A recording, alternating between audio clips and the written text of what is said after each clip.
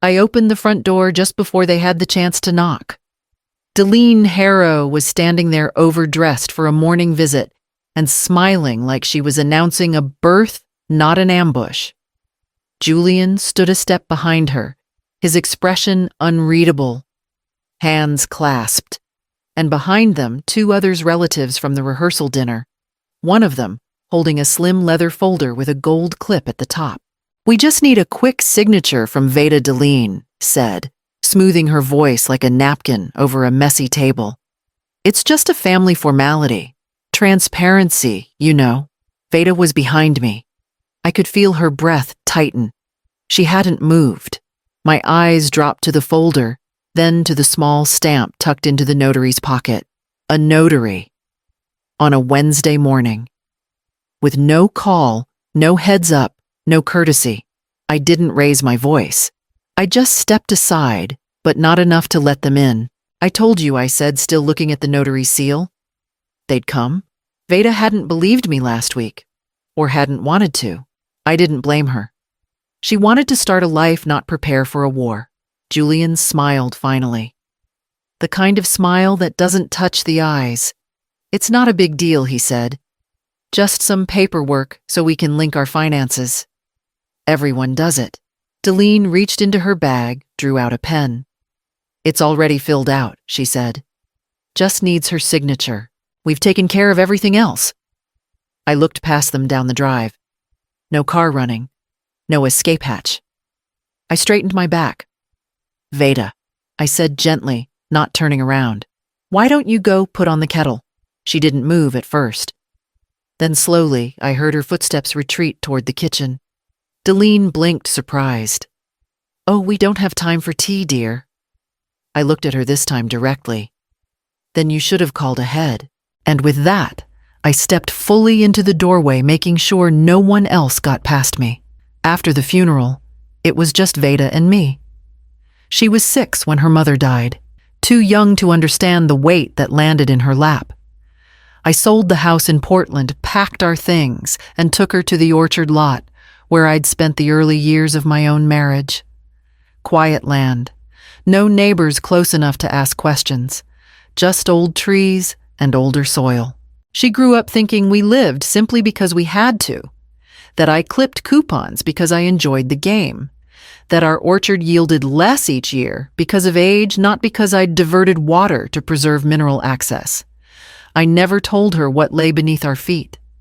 She played tag between walnut trees while I met quietly with surveyors' rights attorneys and one very sharp accountant who understood that silence wasn't just safer, it was powerful. I made a promise to her mother the night before that final surgery Vada would grow up with choices, not debts.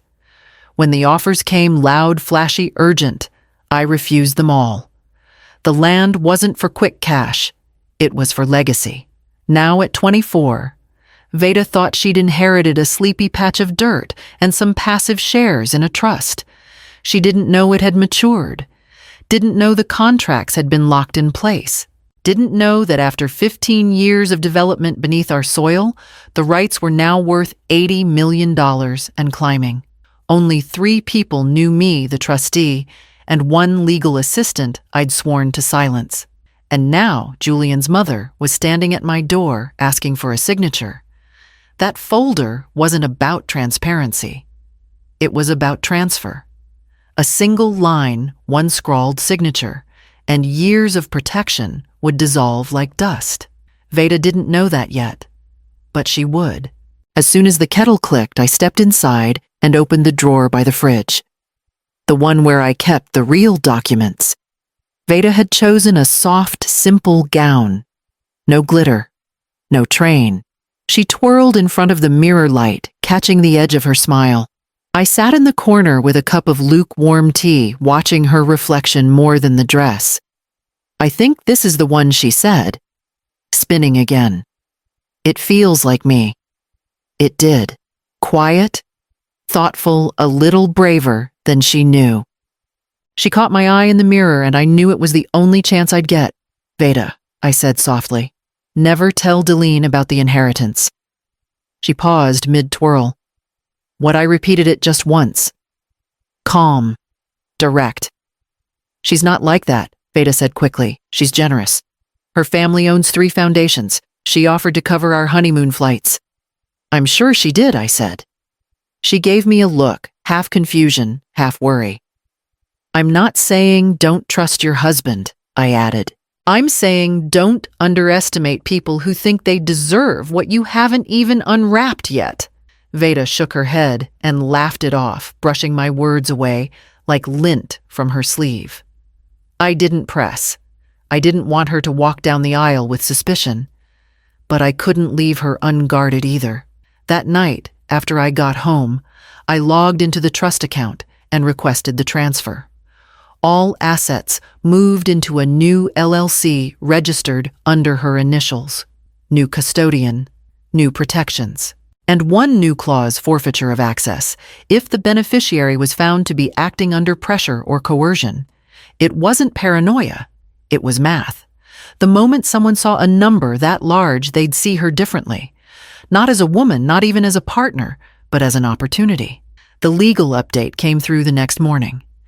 I saved the confirmation, printed 2 copies, and tucked one behind the orchard ledger in the kitchen drawer. The second went into my bag right next to the envelope I'd bring to the wedding. Deline walked in as if she already belonged to the room. She set the leather folder on my dining table with both hands, smoothing it the way people smooth fabric when they want it to look expensive. The sound of paper against wood was too loud in the quiet house. Just a merger document, she said lightly, to align Vada's holdings with the Harrow Family Trust. It's standard, clean, sensible. Julian stood beside her. He didn't argue. He didn't agree. He just stared at the pen the notary placed on the table as if waiting for it to move on its own. The notary cleared her throat and began voice practice neutral, already halfway out the door emotionally. Names. Dates. A recital of purpose. Words designed to sound harmless when read aloud. I listened without interrupting until she reached the 3rd page. Before you go on, I said, stepping closer to the table, may I see page 4? Deline's fingers tightened on the edge of the folder. It's all boilerplate, she replied too quickly. You don't need to. I'd still like to see it, I said, keeping my tone even. The pause that followed told me more than the words ever could. Deline glanced at Julian. Julian looked at the floor. The notary hesitated, then slid the page out. I read it once, then again. Interesting, I said softly. Deline's smile stiffened. What is this clause? I replied, tapping the margin.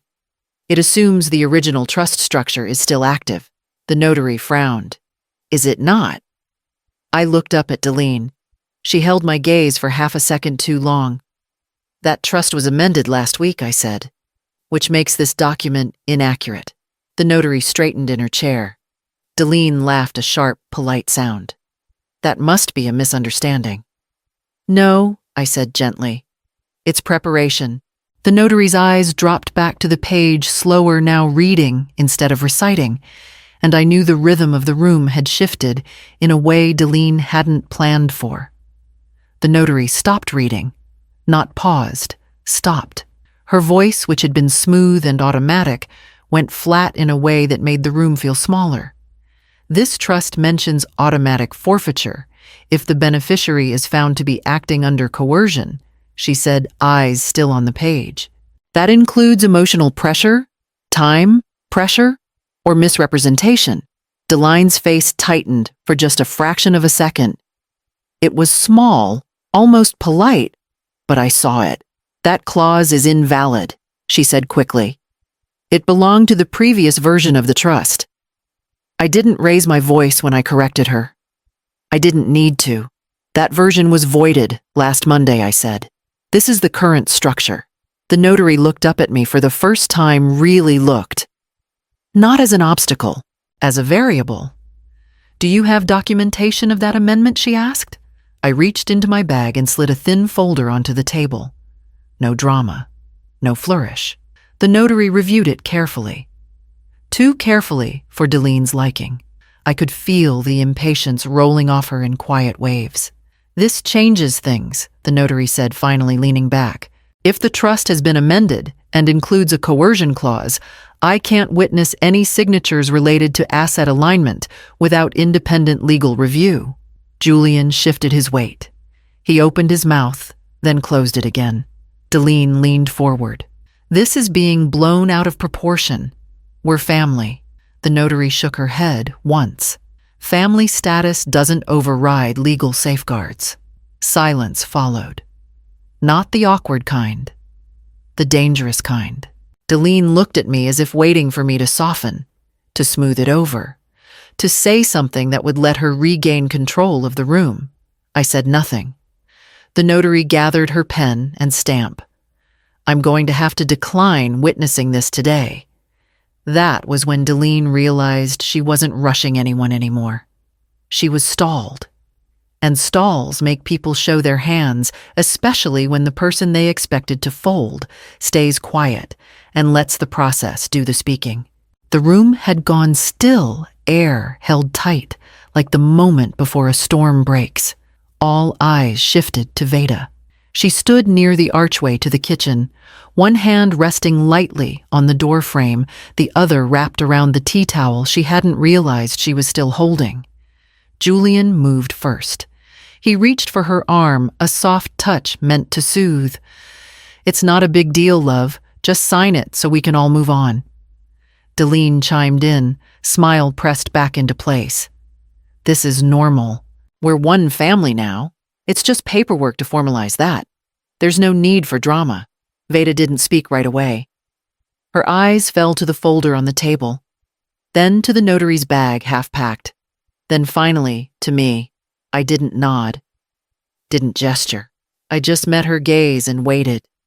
Her voice when it came wasn't loud, but it didn't waver.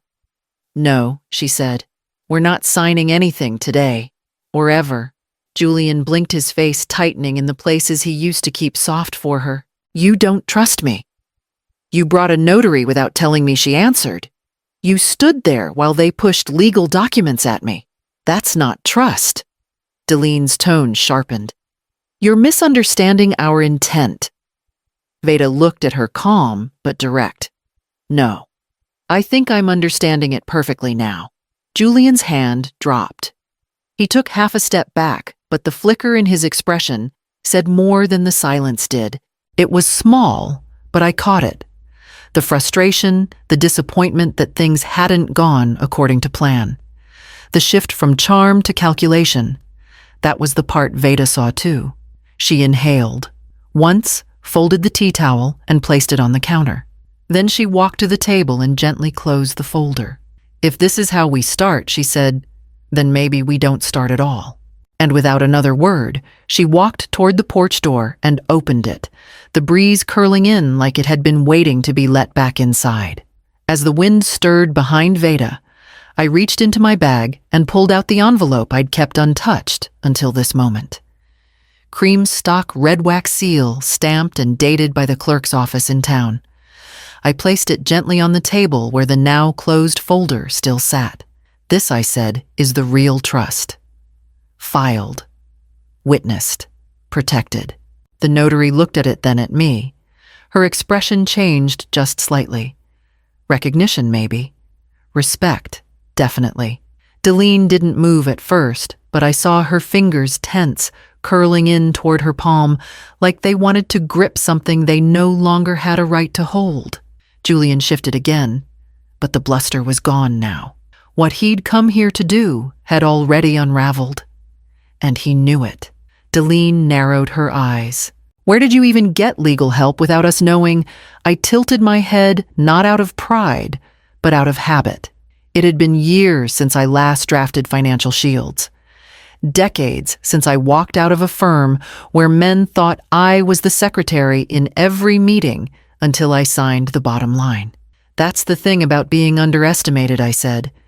"People forget you used to do this for a living." The envelope remained unopened on the table. I didn't need to hand it to anyone. Its presence was enough. The notary leaned forward slightly, reading the visible timestamp. This supersedes anything being presented today, she said. It's already registered. Delene's mouth opened, then closed again. Words failed her not because she didn't have them, but because the game had already ended. And not in her favor. Behind me, I heard the soft creak of the porch swing as Vada sat down. I didn't look back. I just placed my hand on the envelope once, then slid it calmly back into my bag. The chair across from me remained empty. I had a feeling it would stay that way for a long, long time. Julian stood jaw tight, voice brittle around the edges. You didn't trust us. His words hung in the room like steam off a kettle, rising fast, then disappearing just as quickly. Vada didn't flinch. She didn't raise her voice. She simply met his eyes. You brought a notary into my grandmother's home, she said. You didn't ask. You didn't explain. You just assumed I'd sign whatever you handed me. He looked wounded, but the expression didn't fit quite right on his face, like he was performing grief for a role that wasn't his. Delene pushed her chair back so hard it scraped the floor. This is an insult, she snapped. After everything we've done for you, after welcoming you into our family, this is what we get: suspicion and legal traps. I let her rant. Let the heat rise and sizzle unreturned. Then I stood and answered in a voice soft enough to make her pause. No, this isn't an insult. It's a correction. She blinked, caught off guard. I watched you walk into this house with paperwork designed to absorb everything Vada inherited. I watched you lie about what was inside those pages. And now that the process didn't go your way, you want outrage to cover the tracks. I picked up both folders, mine and theirs, and tucked them neatly into my bag. I'm done entertaining this. Vada stepped beside me without a word. She didn't need prompting anymore.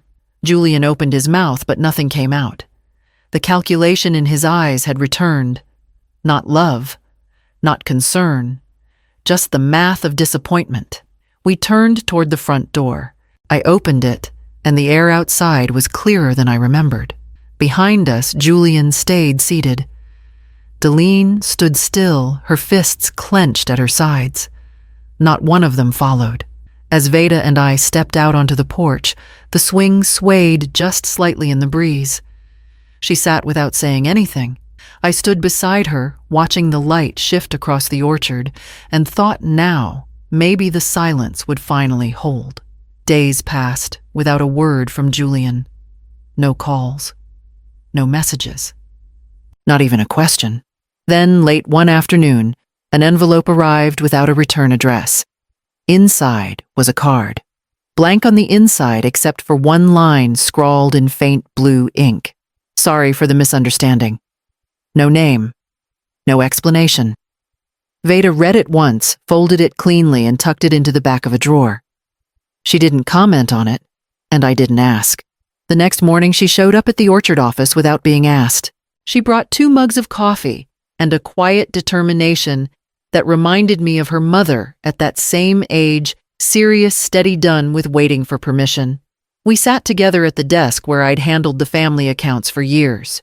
She didn't hesitate when I slid the folder toward her.